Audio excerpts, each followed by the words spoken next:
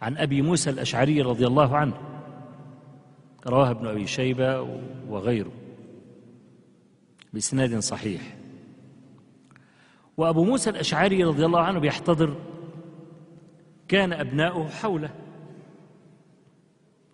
فقال لهم: يا بني اذكروا صاحب الرغيف. فقالوا: يا أبانا من صاحب الرغيف؟ فحكى لهم هذه الحكاية. كان هناك رجل راهب عبد الله عز وجل 70 سنة، وكان بينزل على فترات إلى البلد. تعرف الرهبان اعتزلوا الناس وعملوا صوامع وكانوا يحبسون أنفسهم فيها.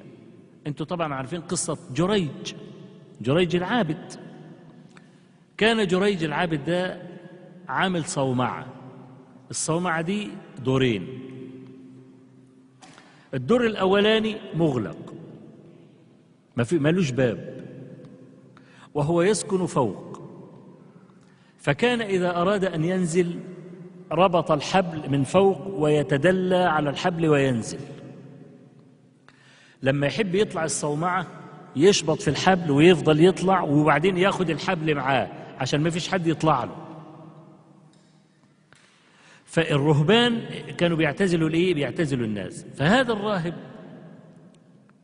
كان بينزل البلد أحيانا. ففي يوم من الأيام نزل البلد فلقي امرأة جميلة، فظل معها 7 أيام في الزنا يعني. وهذا عبد الله 70 سنة، ثم زلت قدمه 7 أيام، ثم أفاق من إيه؟ من الغيبوبة اللي حصلت له دي. ما الذي فعلته؟ فهام على وجهه في الأرض، لا يخطو خطوة إلا سجد. عايز يكفر عن الذنب بتاعه، لا يخطو خطوة إلا سجد. فضل ماشي ماشي ماشي ماشي ماشي حتى وجد جماعة من المساكين، 12 مسكينا. فقام رمي نفسه في وسطهم كده.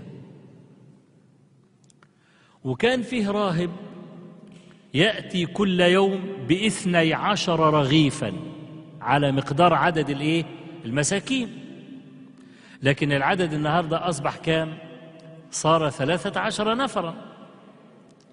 فالراهب بيجي يرمي لكل واحد الرغيف بتاعه، والضيف الجديد أخذ رغيف، فبقي واحد بلا رغيف.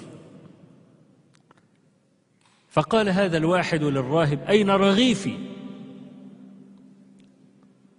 قال: أنا ما كتمت عنك شيئا، هم 12 رغيف بجيبهم كل يوم وزعتهم، لا رغيف لك عندي. مين اللي أخذ الرغيف؟ الراهب بقى، ما هو الضيف الجديد.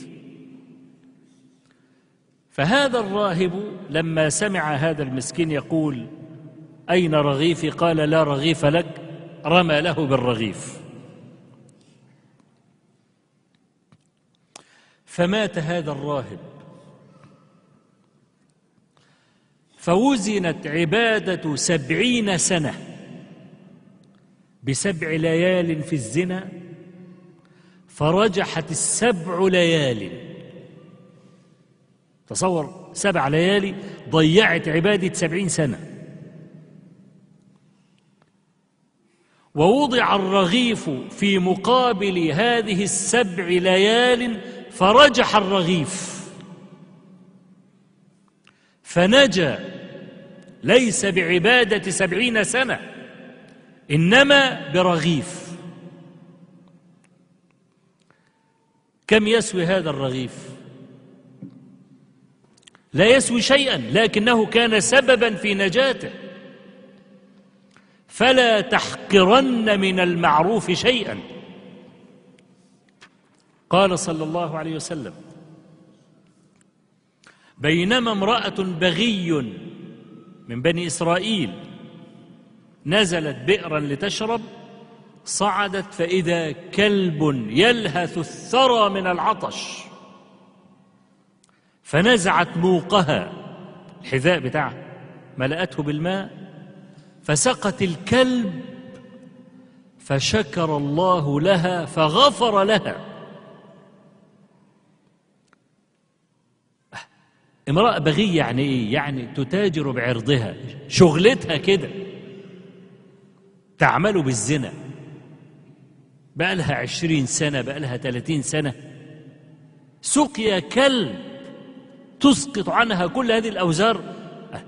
ده احنا بيننا وبين نفسنا كده ممكن نقول لك لو سقط كلاب الدنيا لا تسقط مرة واحدة من الزنا، دي سقط كلبا، كلب، فكان سببا في دخولها الجنة. والنبي صلى الله عليه وسلم يقول: بينما رجل يمشي إذ وجد غصن شوك فنحاه جانبا فشكر الله له فغفر له. ايه غصن شوك يعني؟ هيدخل في رجل واحد. انت وانت ماشي في الطريق ممكن تلاقي بعض الزجاج المكسور بطريقة لا إرادية عفوية كده، تبص لك وطيت كده وقمت واخد الزجاج ده ركنه على جنب، مالكش نية ولا لك حاجة ولا الكلام ده، بس عشان ما يدخلش في رجل واحد يعوره. تصور إن مثل هذا الفعل قد يغفر لك الذنب الكبير بسببه.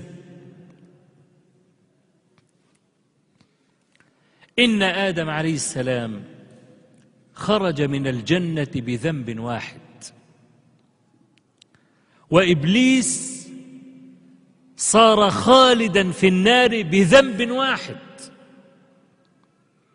فما يؤمنك أن تؤخذ بالذنب الواحد؟ لا تحقرن ذنبا تفعله، ولا تحقرن معروفا تفعله، أنت محتاج إلى كل شيء، وأنت لا تدري الموازين كيف هي.